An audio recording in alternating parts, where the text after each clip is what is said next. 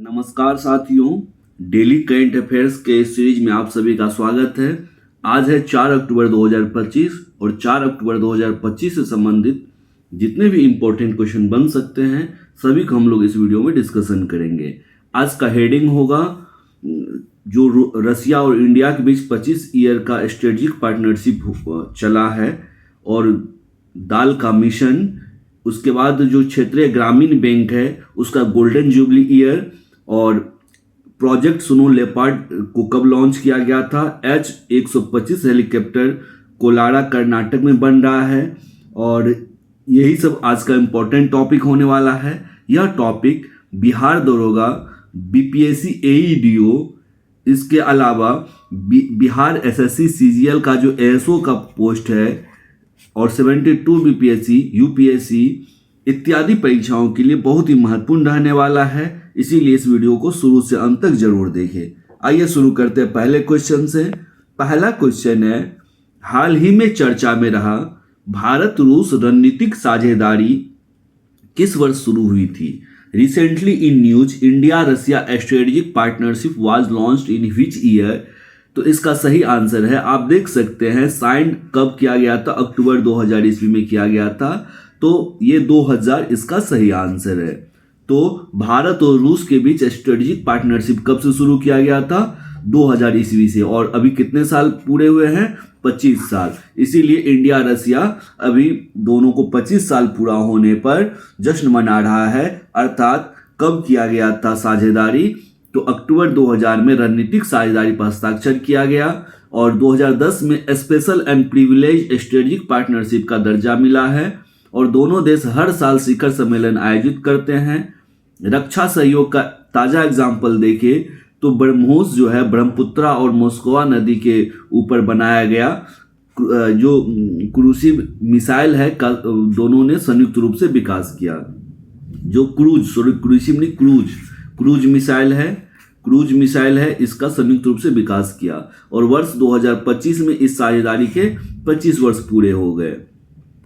अगला प्रश्न, हाल ही में चर्चा में रहे क्षेत्रीय ग्रामीण bank RRB regional rural bank की स्थापना कौन सा वर्ष हुआ था। हाल ही में चर्चा में क्यों रहा, क्योंकि इन्होंने गोल्डन जुबली ईयर मनाया है, अर्थात 50 साल पूरे हो गए। तो recently in news regional rural bank were established in which year. तो इसका सही आंसर है 1975 में एस्टैब्लिश किया गया था। आप इमेज को देख करके याद कर सकते हैं, हमेशा के लिए याद रख सकते हैं किसने हाल फिलहाल में किस बैंक ने अपने 50 साल पूरे होने पर गोल्डन जुबली मनाया। तो क्षेत्रीय ग्रामीण बैंक, इसकी स्थापना 1975 में अध्यादेश से हुई थी। उद्देश्य है कृषि और ग्रामीण क्षेत्रों में संस्थागत ऋण उपलब्ध कराना। शेयरधारिता इसमें 50% केंद्र सरकार की शेयर है, राज्यों का 15% और प्रायोजक बैंक का 35% इसमें हिस्सेदारी है, शेयर होल्डिंग है।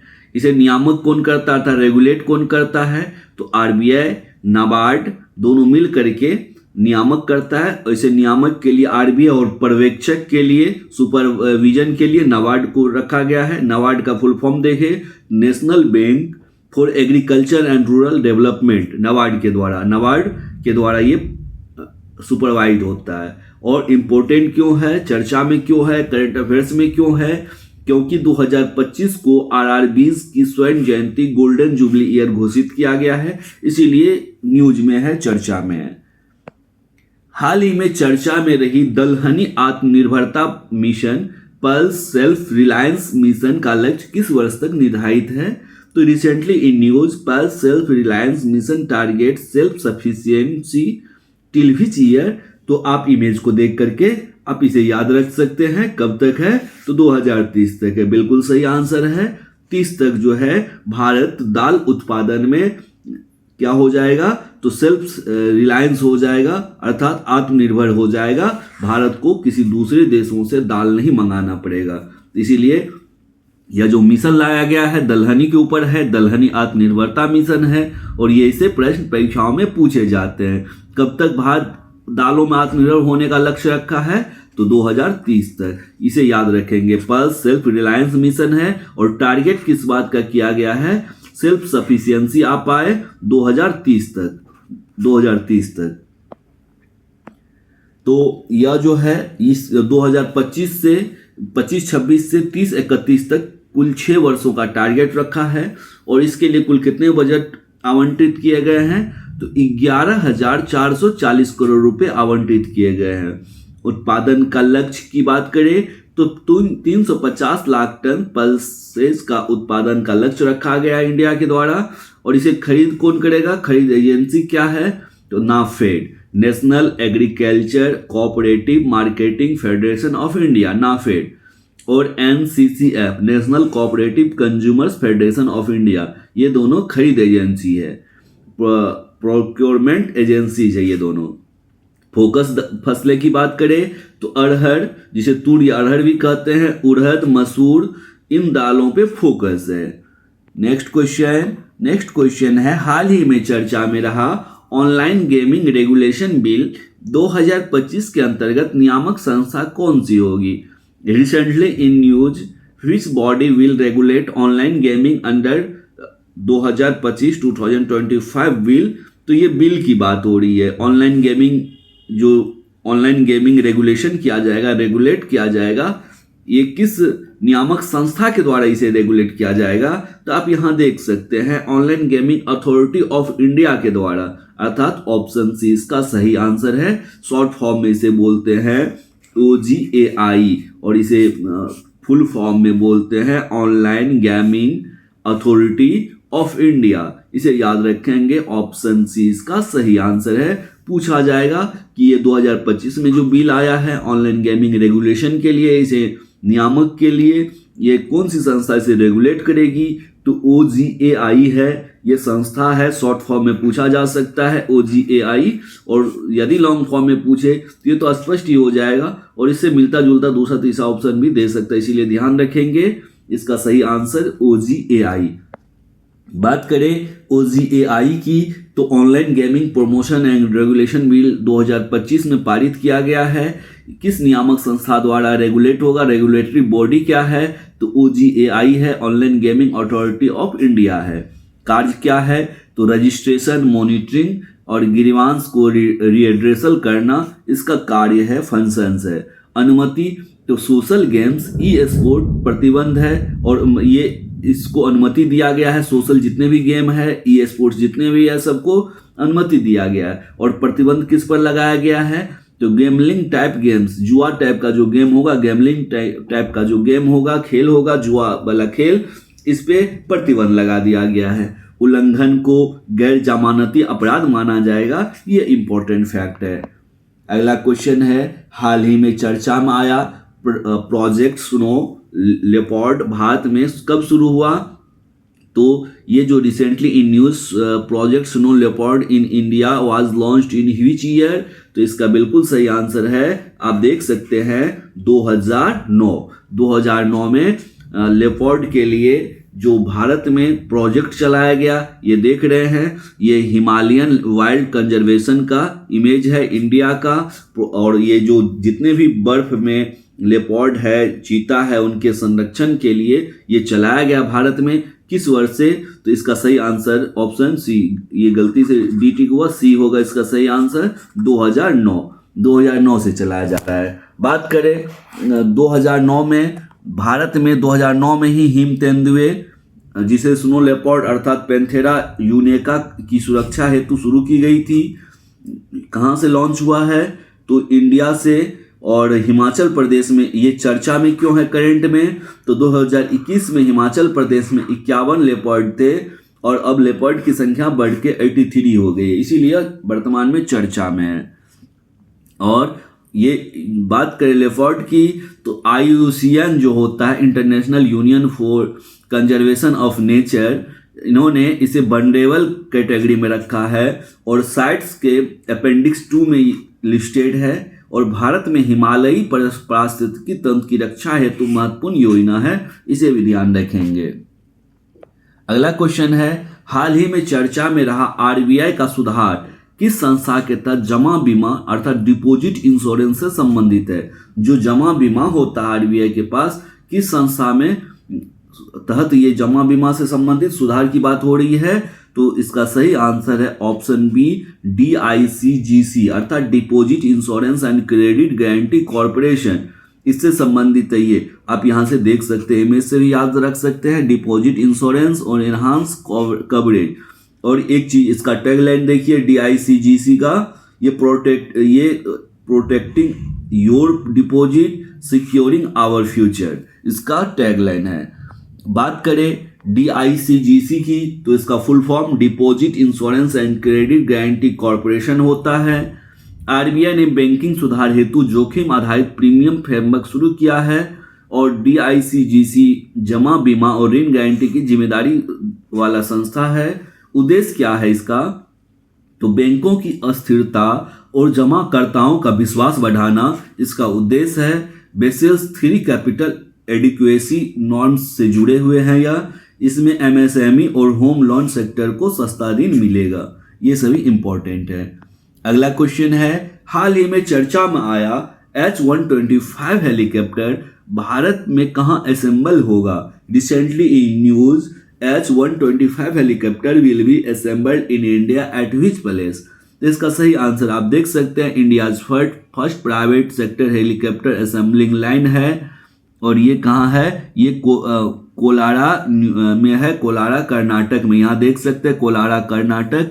New era of aerospace manufacturing, ये न्यू इरा का एरोस्पेस का एरोक्राफ्ट का जो मैन्युफैक्चरिंग हो रहा है। तो आपको सही आंसर पता चल गया, कोलारा कर्नाटक इसका सही आंसर है, जहां पे H-125 हेलीकॉप्टर का असेंबलिंग होगा, अर्थात पार्ट पुर्जे दूसरे जगह से आएंगे, यहाँ असेंबल करके हेलीकॉप्टर बनाया जाएगा। बात करें इसके डिस्कशन की, एक्सप्लेनेशन की, तो भारत में पहली बार private sector helicopter assembling line स्थापित हो रहा है, इसीलिए इंपॉर्टेंट हो जाता है। इससे पहले भारत में प्राइवेट सेक्टर का कोई भी हेलीकॉप्टर असेंबलिंग लाइन नहीं था। यह स्थान कोलार कर्नाटक का स्थान है और साझेदारी किसके साथ की गई है, एयरबस और सागर डिफेंस सिस्टम के साथ साझेदारी की गई है। H-125 एकल इंजन बहुउद्देशीय हेलीकॉप्टर है। यह 2027 से भारत निर्मित H-125 बाजार में उपलब्ध होगा। अगला क्वेश्चन है, हाल ही में चर्चा में रहा फ्लाइंग रिवर्स। ये टर्म बहुत इंपॉर्टेंट हो जाता है परीक्षाओं के लिए कि क्या कोई रिवर भी उड़ सकती है, इसके पीछे तर्क है, ये आप आगे समझेंगे। हाल ही में चर्चा में रहा फ्लाइंग रिवर्स किस क्षेत्र से संबंधित है, तो आपके पास 4 ऑप्शन है। आप इस 4 ऑप्शन से एक ऑप्शन सेलेक्ट करेंगे। इसका सही आंसर है अमेजन बेसिन, या अमेजन बेसिन से संबंधित है क्या फ्लाइंग रिवर, तो फ्लाइंग रिवर यहाँ अमेजन बेसिन से जो वेपर बनेगा, वाष्प बनेगा, ये पानी ऊपर उठेगा और ऊपर उठने के साथ ही पछुआ हवा के साथ ये पश्चिम की ओर जाएगा। और पश्चिम में कौन सा देश पड़ता है, तो साउथ अमेरिका में जाकर के बारिश कराएगा। लेकिन ये रिवर यदि सूख रही है तो इसका असर वर्षा पे भी पड़ रहा है, अर्थात पानी उड़ना, अर्थात फ्लाइंग रिवर से संबंधित है, अमेजन बेसिन से रिलेटेड है। देखिए इसका एक्सप्लेनेशन है, फ्लाइंग रिवर जो है ये प्राकृतिक प्रक्रिया है जिसमें जलवाष्प वायुमंडल में बहता है। यह प्रक्रिया अमेजन बेसिन में प्रमुख रूप से होता है, मेनली होता है। और इसका जल स्रोत क्या है, तो इवोपराइजेशन, वाष्पोत्सर्जन और अटलांटिक ओशन का इवोपराइजेशन मिल करके इसका जल स्रोत बनाता है। पश्चिम दिशा में ट्रेड विंड, पछुआ हवा, इसे दक्षिण अमेरिका तक ले जाता है और अमेजन और एंडीज क्षेत्र में वर्षा सुनिश्चित करता है, इसीलिए इसका नाम पड़ा है फ्लाइंग रिवर। देखते हैं अगला क्वेश्चन है, हाल ही में चर्चा में रहा विदेशी पोर्टफोलियो निवेश अर्थात FPIS फॉरेन पोर्टफोलियो इन्वेस्टर का नियम किस सीमा से जुड़ा हुआ है, तो इसका सही आंसर आपको इमेज को देख के ही पता चल गया होगा। बिल्कुल, इसका 10% तक की ही सीमा तय किया गया है, यह नियम से जुड़ा हुआ है। बात करें 2 टर्म को आपको समझना बहुत इंपॉर्टेंट हो जाता है, एक FDI and other is FPI। FDI और FPI समझना जरूरी है, क्योंकि ये यहाँ से एग्जाम में क्वेश्चन पूछे जाते हैं। FDI क्या होता है, इसका फुल फॉर्म है फॉरेन डायरेक्ट इन्वेस्टमेंट, अर्थात FDI में विदेशी निवेशक सीधे किसी कंपनी उद्योग में हिस्सेदारी लेकर नियंत्रण पाते हैं। यहाँ पैसा लगा करके कंट्रोल पाएगा कि उस कंपनी को कैसे चलाना है, कैसे मैनेज करना है। इस तरह से एफडीआई हो गया। बात करें एफपीआई की, फॉरेन पोर्टफोलियो इन्वेस्टमेंट की, तो यहाँ केवल शेयर बॉन्ड जैसे वित्तीय संसाधनों में पैसे लगाते हैं पर नियंत्रण नहीं पाते। तो ये हो गया एफपीआई।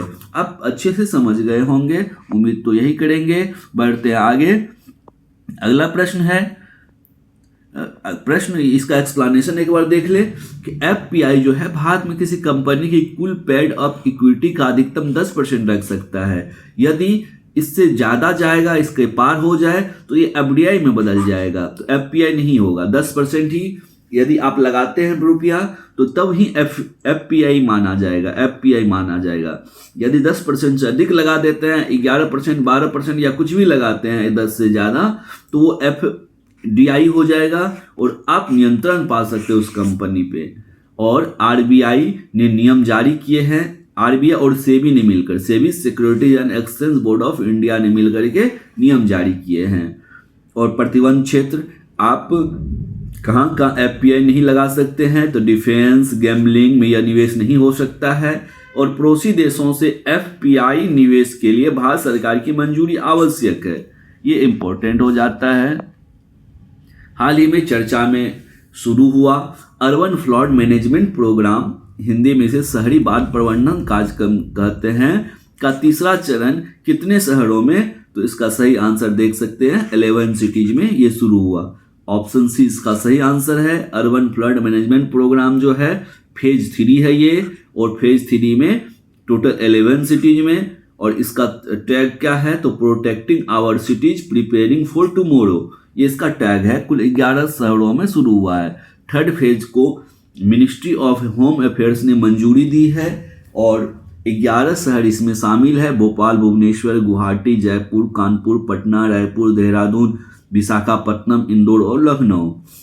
वित्तीय व्यवस्था इसमें एनडीएमएफ अर्थात नेशनल डिजास्टर माइग्रेशन फंड देता है और 90% केंद्र सरकार और 10% राज्य सरकार की ओर से खर्च की जाती है। उद्देश्य क्या है, तो flood early warning, drainage system और कैपेसिटी बिल्डिंग को इन्हांस करना। अगला क्वेश्चन है, हाल ही में चर्चा में रहा बहुराष्ट्रीय नौसैनिक अभ्यास XPR-25 किस देश में आयोजित हुआ। तो जितने भी एक्सरसाइज होता है, मल्टीनेशनल एक्सरसाइज, चाहे नेवल हो, एयरफोर्स हो या आर्मी का हो, ये सभी इंपॉर्टेंट हो जाता है। कहाँ होस्ट किया गया, किन देशों के साथ हुआ है, ये इंपॉर्टेंट होता है। तो आप देखिएगा मल्टीनेशनल, कई देश के इसमें सेना शामिल हुए थे, नेवल सेना, नौसेना। नेवल एक्सरसाइज है, XPR है 2025, होस्टेड बाय सिंगापुर। तो इसका सही आंसर ऑप्शन बी सिंगापुर हो गया। बात करें XPR की, तो XPR का फुल फॉर्म क्या होता है ये भी देख लीजिए। तो पैसिफिक रिसर्च एक्सरसाइज है XPR का पूरा नाम। यह हर 2 वर्ष में एक बार आयोजित होने वाला पनडुब्बी बचाव अभ्यास है। इसमें 40 से अधिक देश भाग लेते हैं और भारत ने इसमें सक्रिय रूप से भाग लिया। और इसका मेजबानी किसने किया है, होस्टेड किसने किया है, तो होस्ट तो ये सिंगापुर ने किया है। हाल ही में चर्चा में रहा बायो स्टिमुलेंट्स जो है पर सरकार ने कौन सा निर्णय लिया है, तो बायो स्टिमुलेंट्स में नोटिफिकेशन जो है विड्रॉल कर लिया गया, अर्थात नोटिफिकेशन वापस ले लिया गया है। ऑप्शन बी इसका सही आंसर है। बात करें, सरकार ने बायो स्टिमुलेंट पर नया नोटिफिकेशन वापस ले लिया है। ये बायो स्टिमुलेंट होता क्या है, इस चीज को जानना इंपॉर्टेंट हो जाता है। बायोलॉजी से रिलेट करके इस क्वेश्चन को परीक्षाओं में पूछा जाता है। पौधों की प्राकृतिक जैविक प्रक्रियाओं को बढ़ावा देने वाला पदार्थ, अर्थात एक ऐसा पदार्थ जो पौधों की जैविक प्रक्रियाओं को बढ़ावा दे।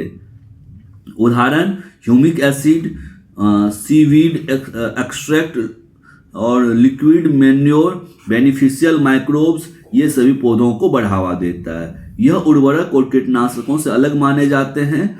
उद्देश्य है कृषि उत्पादन और पौधों की सहनशीलता को बढ़ावा देना। अगला क्वेश्चन, हाल ही में चर्चा में रहा सर क्रिक विवाद किन 2 देशों के बीच है। तो आप यहां से देख सकते हैं इंडिया और पाकिस्तान, ये इंडिया का झंडा, ये पाकिस्तान का झंडा, और सर क्रिक विवाद जो है इंडिया और पाकिस्तान के बीच है।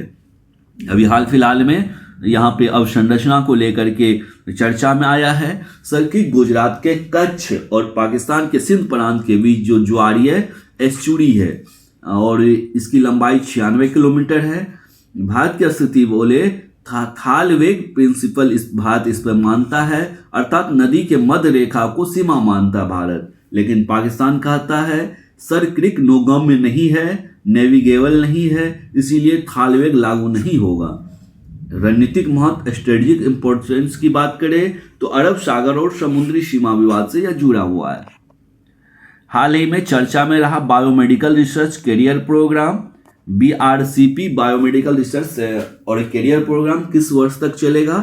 तो इसका सही आंसर है 2031 तक चलेगा biomedical research and career program. बात करें BRCP फेज 3 की तो ये 2025-26 से 2030-31 तक इसे बढ़ाया गया है। उद्देश्य है उत्कृष्ट वैज्ञानिक प्रतिभा को प्रोत्साहित करना और इंटरडिसिप्लिनरी अर्थात बहुविषयक शोध प्रक्रिया को बढ़ावा देता है। यह DBT अर्थात department of biotechnology WT Wellcome Trust UK और इंडिया अलायंस के द्वारा इसे कोलैबोरेट किया जाता है, सहयोग दिया जाता है। लक्ष्य है बायोमेडिकल रिसर्च में वैश्विक स्तर की क्षमता का निर्माण करना। तो दोस्तों इस तरह से हम लोगों ने जो महत्वपूर्ण 14 करंट अफेयर्स हो सकते थे आज के डेट से 4 अक्टूबर 2025 के डेट से उन सभी को हम लोगों ने इस वीडियो में डिस्कशन किया है। वीडियो कैसा लग रहा है आप कमेंट बॉक्स में जरूर बताएंगे, ज़्यादा से ज़्यादा दोस्तों के साथ शेयर करेंगे। धन्यवाद।